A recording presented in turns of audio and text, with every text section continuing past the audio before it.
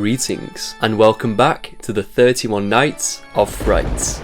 Before we start today's video, I just want to let you guys know that Arrow Video have just started their 𝙎𝙬𝙊𝙀 sale. In this sale you can get up to 50% off Blu-rays, 4Ks and limited edition releases. On top of that, I also have my own discount code, 𝑅EALHORROR, that if you guys use at the checkout you'll get an additional 10% off your order. The discount code can be used on all products on the site besides pre-orders, but it can also be used on discounted items in the sale. There'll be a link in the description of this video so you can head over to the Arrow store, take a look at all the amazing releases that Arrow have on offer, and then use the discount code to save yourself some cash. And just to let you guys know, the 𝙎𝙬𝙊𝙀 sale lasts all month. Anyway, onto the video. In the previous episode, we took a look at what is considered to be the greatest movie within the zombie subgenre with George A. Romero's Dawn of the Dead. The film's legacy has been cemented in popular culture, and its influence can still be seen throughout media today. In short, it's the quintessential zombie movie, and today's movie is also from the year 1978. It became one of the most successful independent movies in history, and is widely considered to be one of the greatest horror films of all time. And of course, because of the title of the video and these set pieces, it's none other than John Carpenter's Halloween.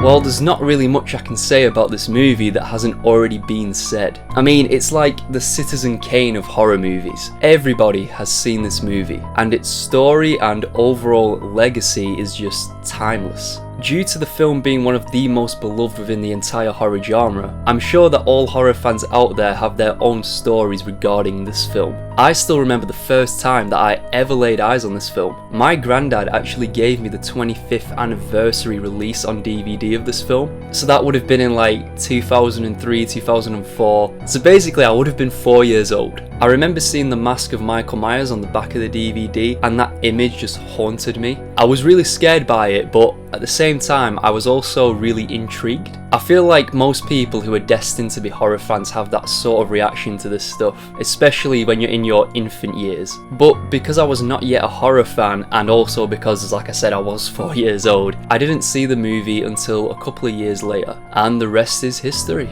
We all know the story. A 6-year-old boy called Michael Myers murders his sister on Halloween night in 1963, and as a result of that he gets locked away in a mental institution.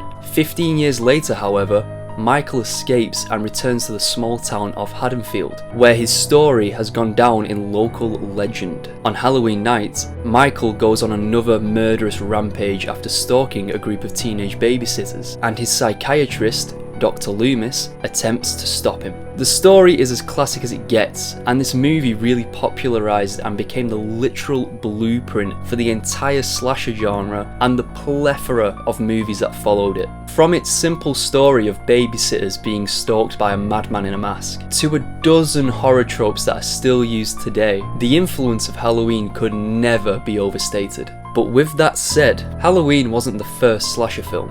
People often debate about what is the first slasher film. Some people say it all started back with Psycho in 1960. And although Psycho definitely played its part in the development of the slasher genre, I wouldn't really class it as a slasher film. But one film that usually gets brought up in this conversation is Bob Clark's 1974 film Black Christmas, which, funnily enough, premiered the exact same date as Tobe Hooper's The Texas Chainsaw Massacre, on October 11th. And the Texas Chainsaw Massacre is also considered to be one of the first slashers, or at least be a huge influence on the genre. In Black Christmas, a group of sorority sisters receive a number of threatening phone calls, which leads to them being stalked and killed off one by one by an insane killer. Also, over in Italy, the giallo subgenre reached its height of popularity in the mid-70s, and that played a huge role in the development of slasher movies. Giallo films usually play out as a sort of murder mystery, with the identity of the killer being revealed in the final act. Dario Argento, who we talked about in a previous episode as he played a large large role in the development of Dawn of the Dead, is one of the most celebrated directors in the giallo subgenre, with his 1975 film Deep Red being my personal favourite of his work. So the story of Halloween begins with a film producer by the name of 𝘎𝑼𝙍𝙍𝙊𝙀, who came up with the basic idea of a movie where a serial killer would stalk babysitters on Halloween night, with the hopes that the movie would have as much of an impact as The Exorcist did. After producer Mustafa Akkad agreed to finance the movie, they approached the then relatively unknown director John Carpenter and offered for him to direct. Carpenter agreed as long as he would be granted full creative control, and with his then girlfriend, Deborah Hill, set to work on writing a script. Now, every video I've seen on Halloween mentions that the film was originally called The Babysitter Murders, but this is a complete myth. It's been long debunked by 𝘎𝑼𝙍𝙍𝙊𝙀 himself, who always intended for the title to be Halloween. In fact, no movie up to that point actually used the name Halloween as its title. Deborah Hill stated that much of the inspiration for the film's plot came from the tradition of Samhain.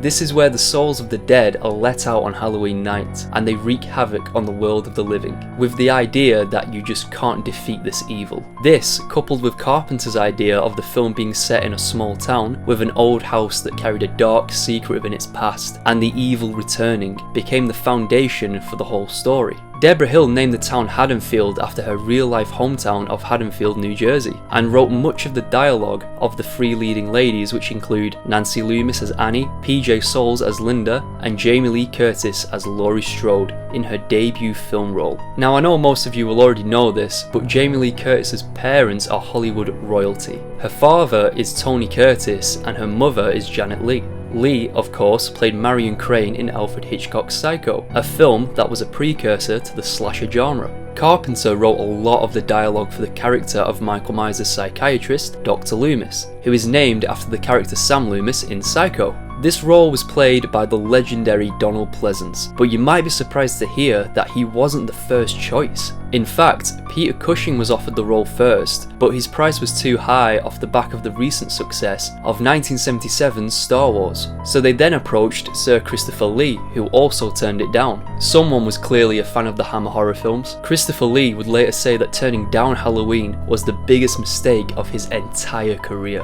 I can actually picture these two men taking on that role, especially Peter Cushing. Remember that Cushing was Dr. Van Helsing in the Hammer Dracula movies. He played the doctor who goes out to hunt down and stop the evil. Sounds pretty familiar, doesn't it? It's also these moments of exposition from Dr. Loomis in the film where he gives these small little speeches about Michael Myers that are just my favourite scenes in the film. It really helps set a certain mood and makes Michael Myers seem more like a supernatural force or monster than a man, the literal personification of evil. And of course, we can't talk about Halloween without talking about the boogeyman himself.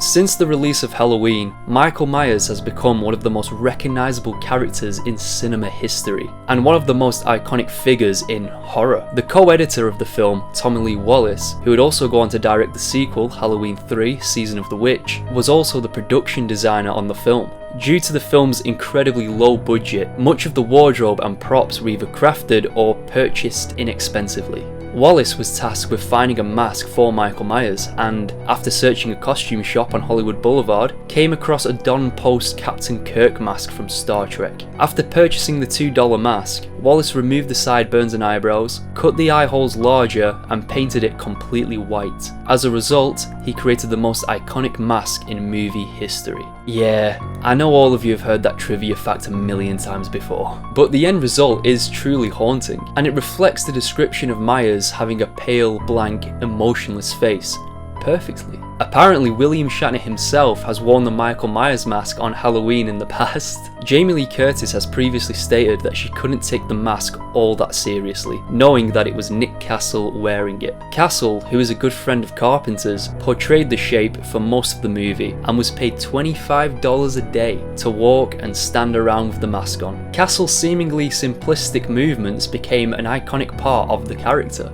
Despite Castle being the main actor of Michael Myers, on certain days when he wasn't around, other members of the cast and crew would throw on the coveralls and the mask and stand in. Tommy Lee Wallace himself was the one playing the Shape in the famous scene where he breaks into the closet to attack Laurie. In its many sequels, Michael Myers would be portrayed by many actors, and the mask was different every time. But for me personally, nothing has ever come close to the original. Some of the masks in the sequels look straight up awful. Seriously, don't even make me go there. Another thing that I really love about Michael Myers as a character is the fact that he seemingly has no motive or reason. I think that makes him 10 times scarier, and it's an important aspect that Rob Zombie royally f***ed up in his remake. But again, don't get me started. Maybe another time. It would be absolutely criminal to do a review of Halloween and not talk about that incredible score written by John Carpenter himself. It just goes to further prove the genius and just pure talent of John Carpenter. Putting the main theme to the side, the chase music in this film is just amazing. Talk about building tension. It's so simple and so perfect. The music also adds a lot to the movie's atmosphere. It's the perfect movie to watch during the spooky autumn season. And of course, the perfect film to watch on Halloween. Halloween was filmed in just 20 days in May of 1978, and upon its release in October, made an absolute killing at the box office. It grossed a total of $70 million from a $300,000 budget, making it one of the most commercially successful films ever made. This spawned an entire movie franchise of 13 films, some good and some yeah. The franchise is as popular now as it ever was, and there's never been as much Michael Myers merchandise being produced as there is now. The legacy of Halloween is unlike anything else, with one of the most dedicated fan bases out there. From collecting the merchandise, collectibles, masks, going to conventions to meet the people directly involved with these movies and getting their autographs, it seems that, just like the Boogeyman, this franchise will never die. So in conclusion, Halloween is a film that's brilliant because of its simplicity. And I think that's the main word here, simplicity. A good, simple story with memorable characters, an amazing score, and an incredible villain. Even the small budget would have ultimately added to all of these aspects. It's one of those movies that's definitely a lightning in a bottle situation. It was made at the right time, by the right people, and everything was just meant to be. It's obvious to say, but Halloween's influence is ridiculous. It set the standard for the entire slasher genre going forward, and on top of that established many of its tropes, like the sexed up teenagers getting killed off, and also the popularization of having a final girl. This movie became the blueprint of films to come, including Friday the 13th and A Nightmare on Elm Street, just to name two of the biggest examples. You've also got to keep in mind the time of which Halloween was made. This was still a relatively dark time in American history, and serial killers such as Ted Bundy would have been at the forefront of people's minds. In fact, Bundy was actually caught in 1978 when the film was released. In addition to its simplicity, Halloween is genius because of its setting. It's anywhere, any town, USA. And with the anxiety of knowing that people like Ted Bundy are out there, drives home the idea that even though something like this probably won't happen, it's something that could happen. So this Halloween, make sure you lock all the doors, lock all the windows, and keep an eye out for the Boogeyman. He might just be outside, watching. So that concludes today's episode. There's so much I can say about Halloween. This episode could have been 5 times this length. And honestly, I've left a lot of stuff out of this video. But let me know in the comments below what you guys think of Halloween, and let's have a chat about this absolute classic. Join me in tomorrow's video as we head into outer space. But unlike the alien monster B movies from the 1950s, things are going to get a little more serious. I'll see you there.